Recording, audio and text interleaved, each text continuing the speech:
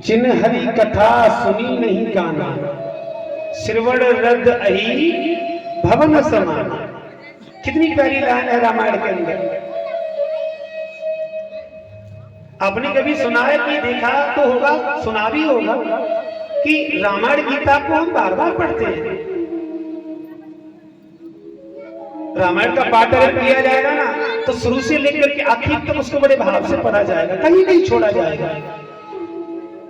रामायण पढ़ने से उद्धार हो सकता है क्या? बताइए। गीता पढ़ने से उद्धार हो जाएगा? नहीं होगा। रामायण को इस प्रकार से हम पढ़ते हैं कि शायद कोई एक शब्द उसमें मनुष्य का छिपा होता है, ज्यादा नहीं होता, एक शब्द उसकी जिह्वा पर आ जाए और वो समझ जाए उस शब्द को कि वो शब्द है क्या, कल्याण हो जाएगा मनुष्य का।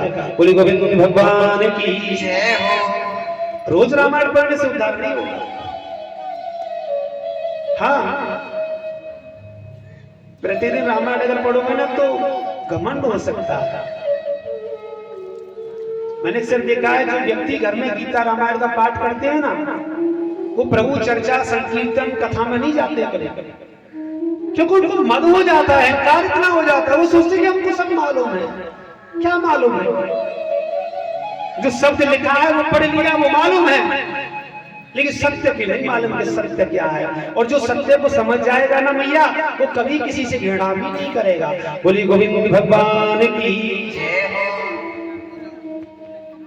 हाँ, ये लोगों की बड़ी विडंबना है कि धर्म के क्षेत्र में ब्राह्मण को सबसे ज्यादा पूजनीय माना गया है। ध्यान से सुनना मेरी मां। कहते हैं कि अगर शुभ कार्य हो तो ब्राह्मण के अनुसार ही वो होना चाहिए, लेकिन ये भी सत्य है कि चार जाति हैं और सबसे छोटी जाति है शूद्र। क्या है? शूद्र।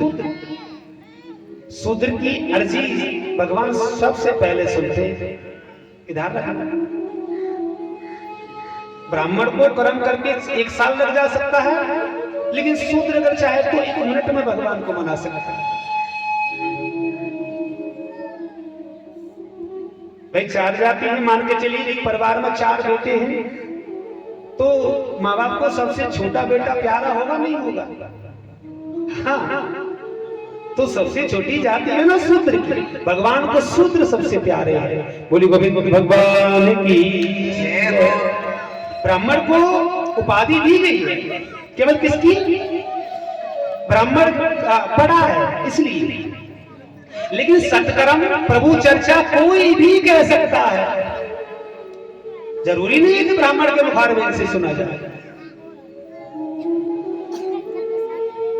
ये अन्य जाति वालों की महानता है कि ब्राह्मण को गद्दी पर बिठाया जा सकता है, और ये होना भी चाहिए भैया। क्यों?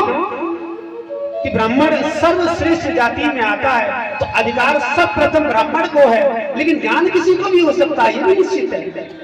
ज्ञान किसी को भी हो सकता है। बोली गोविंद भगवान की। वेदों की भाषा है बड़ी कठिन है। धुंधकारी का मरण हुआ, प्रेत बना, गोकर जी महाराज को मालूम पड़ा, आकर के श्रीमद् भागवत कथा का पाठ किया। एक 7 गांठ का वास मंगाया, उस प्रेत ने उसमें प्रवेश किया और सप्तम दिन तक कथा को श्रवण किया। गोविंद के यहां से विमान आया था उस प्रेत को लेकर। जरा सोचिए कि एक प्रेत का उद्धार हो सकता है प्रभु चर्चा सुन करके, तो क्या मनुष्य का उद्धार नहीं होगा? जिन हरि कथा सुनी नहीं काना, श्रवण रद अहि भवन समाना। ये ध्यान रखना। लिखा हुआ ऐसा कि जिन हरि कथा सुनी नहीं काना। जिन व्यक्तियों के कान दिए हैं ना, जिन योनियों में आने वाले हर इंसान पशु जैसे भी हैं, जिनके कान दिए हैं, अगर प्रभु की चर्चा को कान होते सोते नहीं सुनाना, श्रवण रद अहि भवन समाना, सर्प क्यों नहीं मिलेगी? ये निश्चित बात है। पुरुष से बढ़िया ये महल घर होता है, कम से कम रहने का कार्य तो करता है। मनुष्य हम ये भूल जाता है कि उसका फर्ज कर्म क्या है करने का। अच्छा एक बात बताओ, किसी से लड़ने के बाद मनुष्य को पश्चाताप होता नहीं होता? और जब उसको कष्ट होता है बाद में लड़ने के लिए, मैंने गलत किया भाई उसके साथ, और ये होगा जरूर, उसको पछतावा होगा अकेले में बैठकर। क्यों कि सत्य का बोध अकेले में बैठ करके ही हो सकता है, संसार में बैठ के नहीं हो सकता। बोली गोली गोली भगवान की जय हो। वेदों की भाषा बड़ी कठिन है। सुत जी महाराज कह रहे हैं सोनकादिक ऋषि से कि सुखदेव जी बैठे हुए प्रभु के चरणों में दबा रहे थे, और प्रभु का आदेश हुआ सुखदेव जी से, कहा कि सुखदेव मैं चाहता हूं कि तुम पृथ्वी पर जाओ और तुम धर्म का प्रचार करो।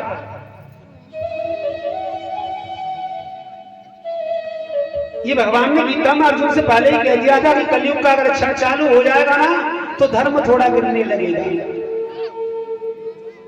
भाई 4 चरण है,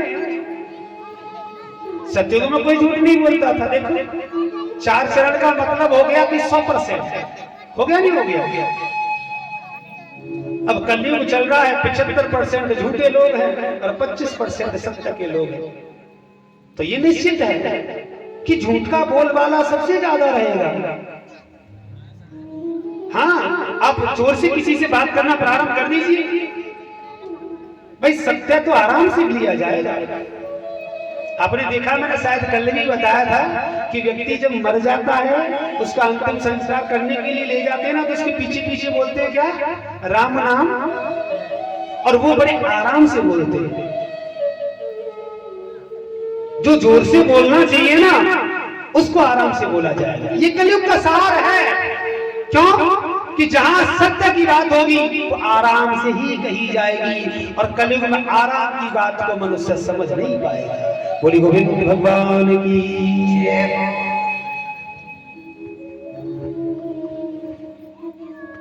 बड़ा जीवन कठिन है अगर बैठ के सोचा जाए। भोजन खाने को, अच्छा वस्त्र पहनने को ही जीवन नहीं कहते हैं। मनुष्य के जीवन में कुछ ना कुछ त्याग होना चाहिए सर, क्योंकि संसार में अनेक रिश्ते हैं, लेकिन एक रिश्ता उससे भी अटूट प्यारा है, एक उसके पास जाना जरूर पड़ेगा। और ये भी निश्चित बता रहा हूं, तुम बैठे हुए हैं, आजादी की बात नहीं है। तो प्रभु चर्चा मैं तो कहता हूं कि तुम्हारी हजारों वर्ष उम्र करे भगवान, लेकिन 10, 20, 50 वर्ष के ही बीच में फिर दोबारा आना पड़ेगा तुमको, यहाँ फिर आना पड़ेगा। और वो आना पड़ेगा वो कर्मों के अनुसार। कर से कर्म करो तो जनाना, जैसा मनुष्य कर्म करेगा ना वैसा उसको फल मिलेगा।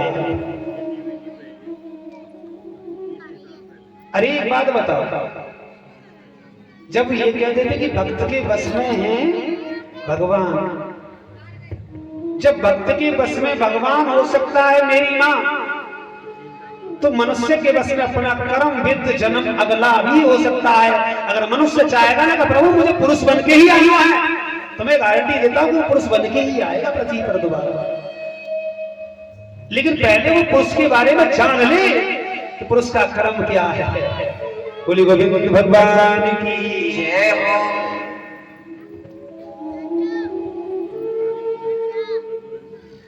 सुखदेव जी को जब धर्म का आदेश हुआ ना, नारद जी खड़े होकर के सुन रहे थे। जरा ध्यान से सुनना, बड़ा प्यारा प्रसंग है। आदेश हो गया कि पृथ्वी पर आना पड़ेगा, सुखदेव और धर्म का प्रचार करना पड़ेगा। नारद जी एक ऐसी सामर्थ्य है कि कार्य जल्दी कराना चाहते हैं। नारद जी को मालूम है कि सुखदेव जी को आदेश हुआ है कि पृथ्वी पर आना पड़ेगा और धर्म का प्रचार करना पड़ेगा। पता नहीं क्यों देरी कर रही है, क्यों नहीं आ रहे हैं। अब नारद जी भ्रमण करते करते करते करते करते कैलाश पर्वत की ओर पहुंची। पार्वती को बैठे देखा, उदास खड़े हैं। पार्वती ने देखा, नारद उदास क्यों हो? नारद जी बोले, मैया पृथ्वी पर गया था और देख रहा हूं कि सब कुछ बदल गया। ना भाई भाई को प्रेम करता है, बाप बेटे को प्रेम नहीं, बेटा बाप को नहीं, माँ बेटे को प्रेम नहीं करती है।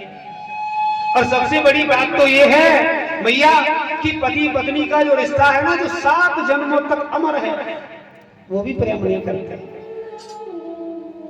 पार्वती ने सोचा कि पृथ्वी की बात है बेटा, हो सकता है नहीं करते होंगे। नारद जी बोले भैया ये बात पूछे? बोले हाँ पूछो। बोले भोलेनाथ तुमको प्रेम करते हैं क्या? पार्वती ने बड़े उत्साह के साथ में कह दिया हाँ नारद। नारद जी बोले भैया अगर प्रेम करते हैं तो फिर तो सारी बात तुझे बताते होंगे भाई, जहां प्रेम होगा वहां कोई छुपाया थोड़ी जाएगा। पार्वती बोली हाँ नारद ये भी सत्य है। बोले नारद मुझसे कुछ नहीं छिपाते।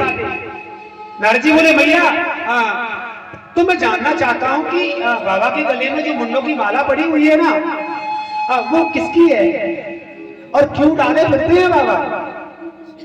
अब पार्वती को मालूम हो इस बारे में तो बताए बेचारी, नहीं मालूम।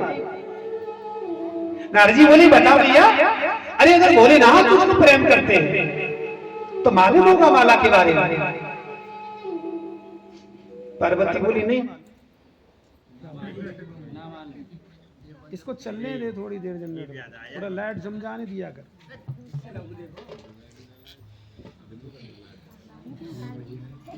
लाइट भज गई। अच्छा चुप रहा तू 2 मिनट। जी बैठे हैं लाइट बुलाए तो नहीं चलने दे, कोई बात ना है।